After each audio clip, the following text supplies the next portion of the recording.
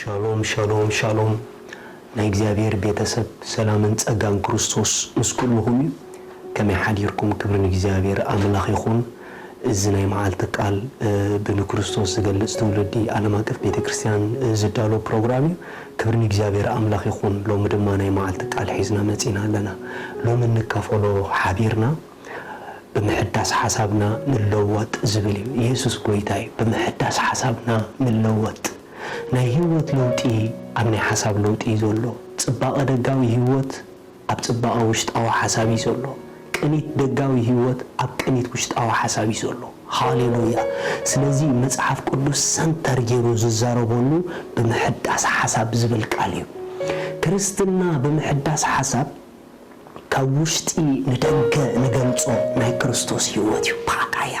ኢየሱስ ጎይታዩ ክርስትና ናይ ሰብ ህይወት አይኮነን ክርስትና ናይ ተኹሉ ዝኽእል አምላኽ ህይወት አባና ክግለጽ ኮሎ ማለት እዩ ሃሌሉያ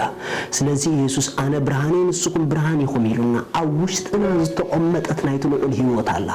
እዛ ህይወት እዚኣ ግን ብንዓዓ ዝምጥን ሐሳብ ብምሕሳብ ያንደገ ትግለጽ ማለት እዩ ክብር ለእግዚአብሔር ይኹን መጽሐፍ ቅዱስ አብሮሜ ከምዚ ዝብል ቃል አሎ ሮሜ 12 እምበአርሲ አሕዋተይ ንስጋኹም ቅዱስን ሕያውን ቅዱስን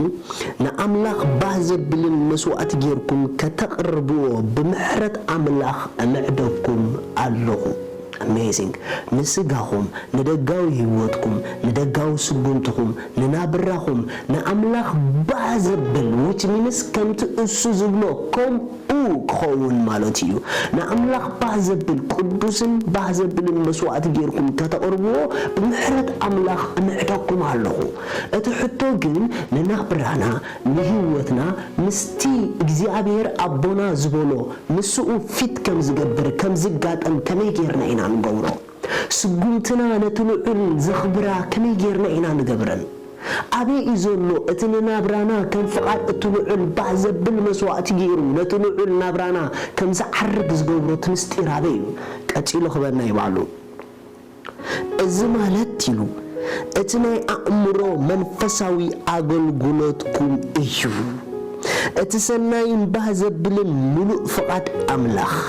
እንታይ ምዃኑ ምእንቲ ክትምርምሩ ብምሕዳስ ሐሳብኩም ተለወጡ እምበር ነዛ ዓለም እዚኣ ኣይትምሰልዋ እቲ ምስጢር አብ አእምሮ እዩ ዘሎ ኢልዎ እቲ ምስጢር አብ ሐሳብ እዩ ዘሎ ኢልዎ ሪኹም ነቲ ሰናይን ሙሉእን ባህ ዘብል ፍቃድ አምላኽ ብህይወትና ፈቲና ብናብራና ነቢርና መታን ክንፈልጦ ካብ ጽሑፍ ሓሊፍና ህይወትና መታን ከተስተማቕሮ ብምሕዳስ ሐሳብኩም ተለወጡ ነተሰናይ ሙሉእን ባህ ዘብል ናይ እግዚአብሔር ፍቃድ ናብራና ኮይኑ ክግለጽ ዝገብሮ ቅኒት ሐሳብና እዩ ምሕዳስ ሐሳብና እዩ ክርስቲያናት እቲ ዝዓበየ ንገብሮ ፊል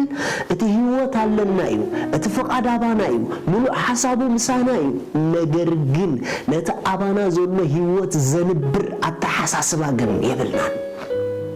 አባኻ ዘሎ ኣብ ደገ ክትነብሮ ዝገብር ነታ አባኻ ዘሎ ዝምጥን አተሐሳስባ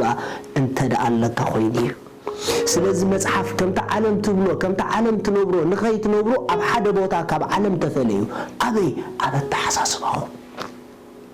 ዓለም ባዶነት ሪኣ ባዶ የክትብል ትኽእል እያ ንስኺ ግን ባዶነት ሪኢኺ ምልእቲ ምባል ተምሃሪ ዓለም ምድረ በዳ ሪኣ ኣኺሉ ጉዳይ ክትብል ትኽእል እያ ንስኻ ግን ምድረ በዳ ሪኢኻ ብዙሕ ፍረ ይጽበየሉ በል ንምንታይ ተተባሃለ ሐሳብካ በቲ ልዑል ዝብሎ ቃንዮ እቲ ዋና ናይ ለውጥ ምስጢር ኣብ ሐሳብ እዩ ዘሎ መጽሓፍ ክዛረብ ከሎ ሰብ ኢሉ ከምቲ ብልቡ ዝሓስቦ ከምኡ ኢሉ ዘገርም እዩ አምላኽ ምሳና ነው ዲ አሎ ህይወቱ ባናና ዲያ አላ ንምንታይ ዳ ከም ዝነብር ኣለና ሐሳብና ሓደ ነገር ክነግረኩም ብሩኻት ካብ ተሐስቦ ንልዓለ ክትነብሩ ኣይትጸበዩ ካብ ተሐስቦ ንልዓለ ኣይትነብሩ ዲኹም ደጋዊ ህይወትና ናይቲ ውሽጣዊ ሐሳብና ነጸብራቅ እዩ በኻላ አዘራርባ እንነብሮ ናብራ ናይቲ ዘይርአ ውሽጣዊ ሐሳብና ውጽኢት እዩ حساب نورمال يزمسلنا أيكونن حساب جيزين تدعوسيدو زرقنا براخوين هيوتنا زقلت سلازي زقت سلازلوا معلتاتنا تبقات كونا ندلن تدعوينا لومي حسابنا بتبق حساب أملاخ نقانيو نمنتاي زقت سلزولنا سبونتنا متان كتبق كبرون إجابير أملاخ يخون متحف قدس مثالي كم زبلك على الله مثالي معرف 10 تقلته تغسي 24 25 أتي قبل بسب زحدر قاهي نعو يتقطو سناي قالقنا بحيبلو ريخم قبل بسب زحدر قاهي حدا مستير كنقرأكم قاهي بخمي عينة من قدي قبل بسب زحدر إذا تردو النحوات نفس وقف قبل بسب زحدر بدمتيو مخنياتو دمتت راحي نلبسب كبت سحزقل قاهي قبل بنا زحدر أوشت دمتاتي نبانا زمت قاهي زتسكمو دمتات عدر رخيبهم أبلبنا مسعتو بتا أبلبنا حيزهم موزعتو قاهي مسجزونا تمليسهم نهيوتنا عمزعطوها داس واي كابزوغيو دمتات كابزفرحو دمتات كابادونت زمونو دمتات لنفسنا نحلوا لمنتاي تتبهاله لومينا وشتخخ أتزقدفكيو قال صباح نسخي إخخ نبريو لومينا وشتخاخ زقدف كايو قال صباح نسخي إخخ نبرو صباح ناي حيالات نابراخ تنبر صباح ناي جيغانو نابراخ تنبر صباح ناي بروخات نابراخ تنبر صباح ناي قبعات هيوت كتنبر لومي ناي قبعات حساب تملا زتملأ السو يزفسس زملأ كايو نسي إخا تفسسو زي تملأ نجر أي تفسسني إخا كله زتملأ يزفسس حدا نجر كنقرأكم أحوات بسناي حساب أملاخ نخملأ جيزين تدعوسينا زقتلا زلوا معلتاتنا قرم زخونة هيوت كفسس يخاوشتنا مخنياتو اتزملأ كايو نزمت أزلوا معلتات فساسيو متحف قدوس مثالي معرف 16 خمس زبلك على الله مثالي 16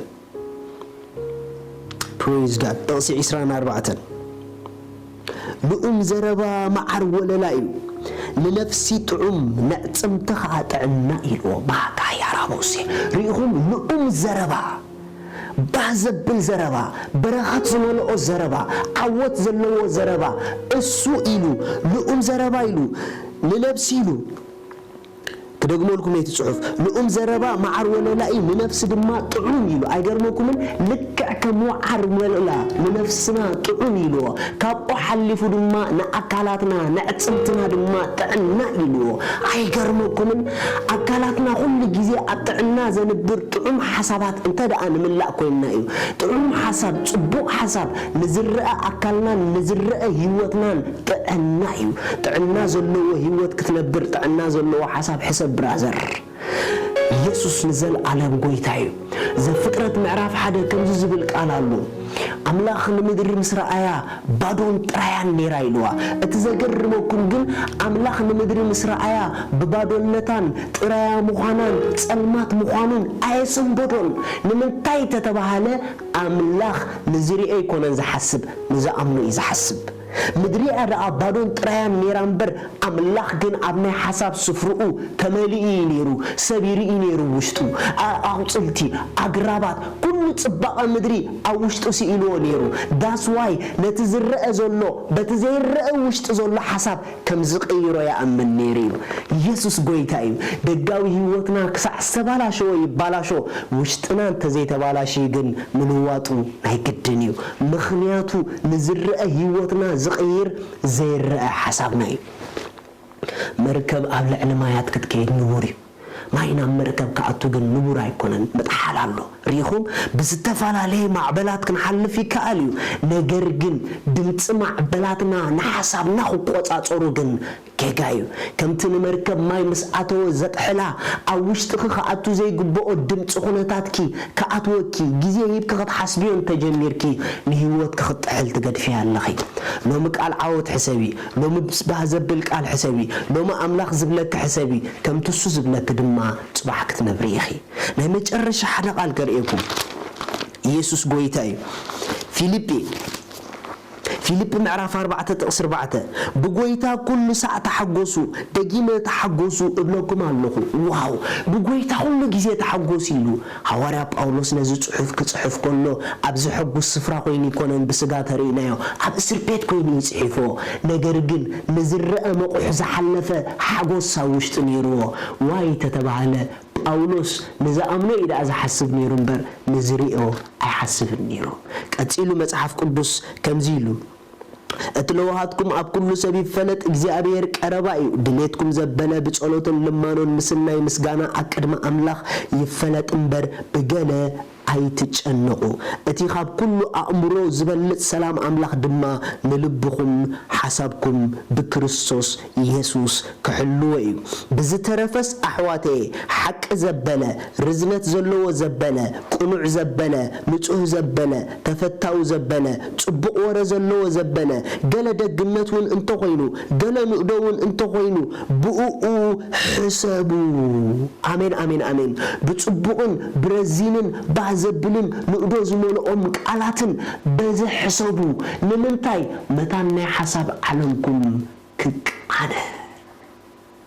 አምላኽ ሰማይ ምስኩልኩም እዩ በዛ ሓሳብ እንተኸይና ኣብ ኩሉ ግዜ እንሕጎሰሉ ናይ ሰማይ ዓለም ክንነብር ክንጅምር ኢና ኩሉ ግዜ ብጎይታ ምሕጓስ ይከኣል ግን ቀዲምኪ ኩሉ ግዜ ብጎይታ ምሕሳብ ተማሃሪ አምላኽ ሰማይ ይባርኽኩም ሻሎም